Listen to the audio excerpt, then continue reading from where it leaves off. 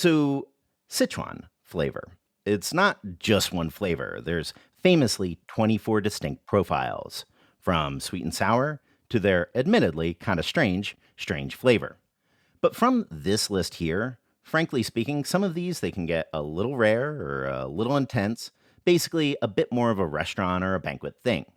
But luckily, for us home cooks, there is also the homestyle flavor, which consists of a base of Pixian Doubanjiang, Sichuan Chili Bean Paste, soy sauce, and honestly, not really all that much else.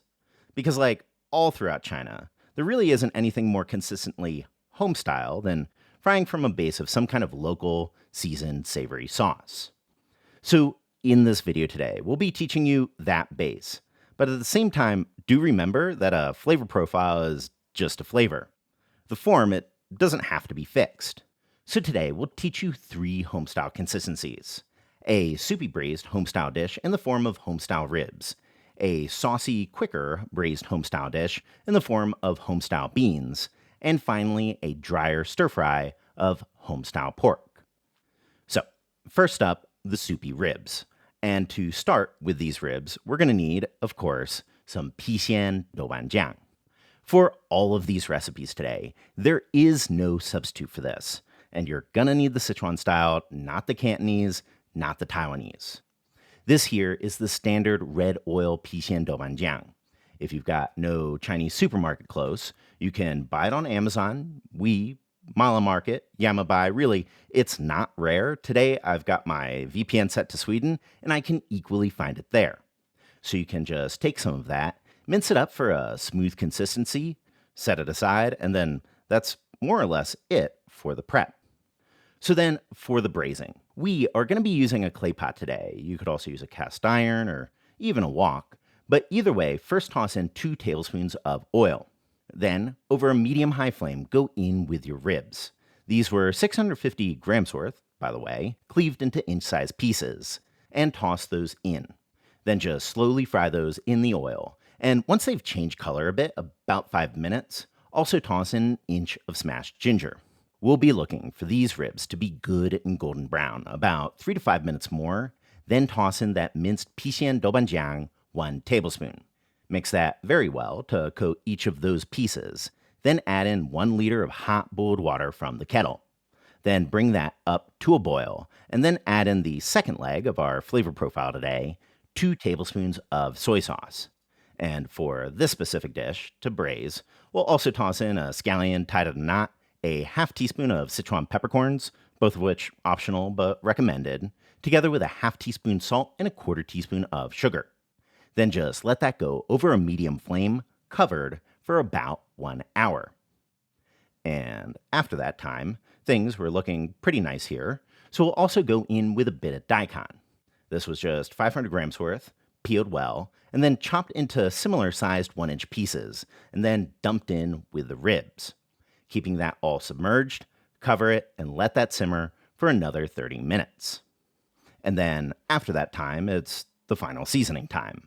Season this to your tastes, but today we add another 1/8 teaspoon each chicken powder and MSG, and then thicken that with a slurry of 2 teaspoons of starch, together with an equal amount of water, preferably potato starch if you happen to have some.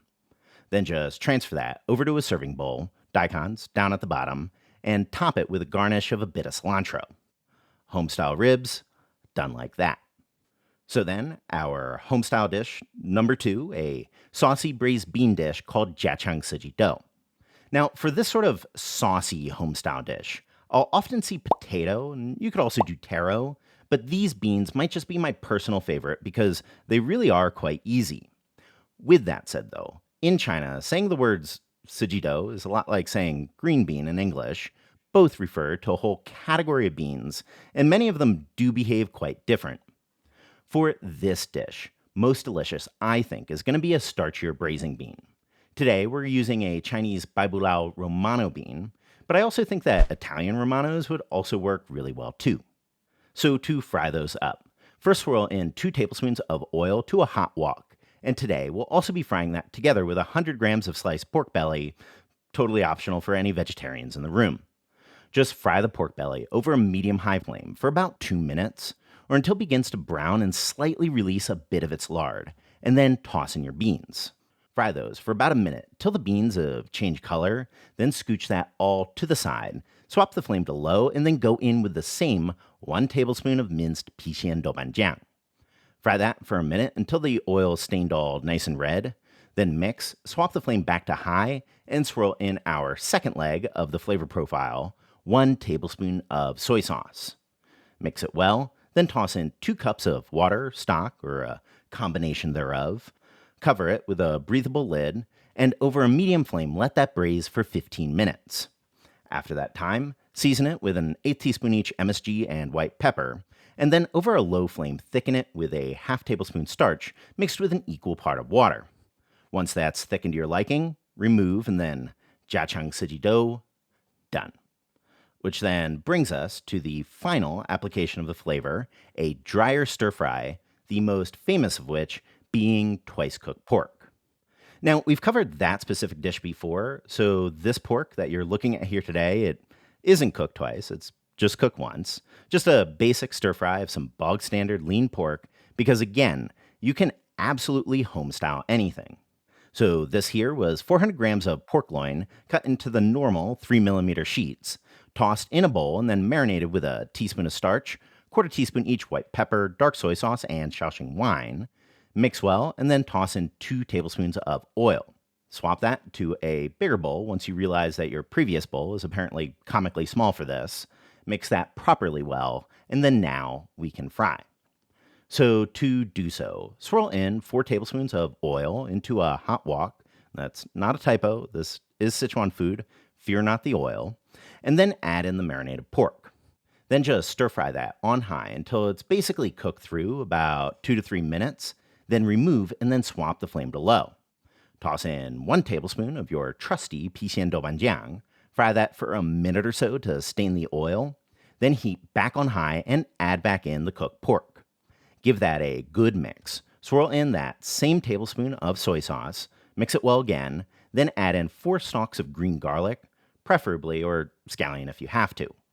Fry that for about 30 seconds to cook said green garlic, or just a quick mix for scallion, and then season to taste. We add another 1/8 teaspoon MSG, and then out. Jiachang fried pork, done. So in this video, we use this kind of douban, red oil doubanjiang, hongyou. The most famous brand for this is called Zhenchengpai, and if you look online, you will also find that Zhenchengpai also sell doubanjiang in packs. So if you get those kind of packs of doubanjiang, good news is that it's actually a very good doubanjiang. But bad news is that the oilless douban, it's not a direct ingredients that you can just use directly in recipes like this that call for red oil douban.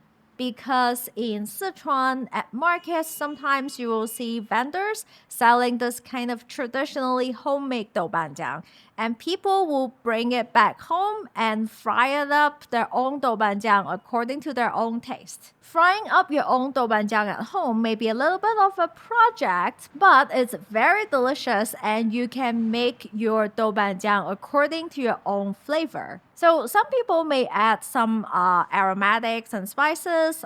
Some people will mix different ages of douban together. Some may add a bit more of chili to make it spicier, and some may add dry shrimps or ham to amp up the umami. And soon we will have a video covering all of this, demystifying the Sichuan Chili Bean Paste. But in the meantime, as always, recipe in description box. A big thank you for everyone that's supporting us on Patreon. And of course, subscribe for more Chinese cooking videos.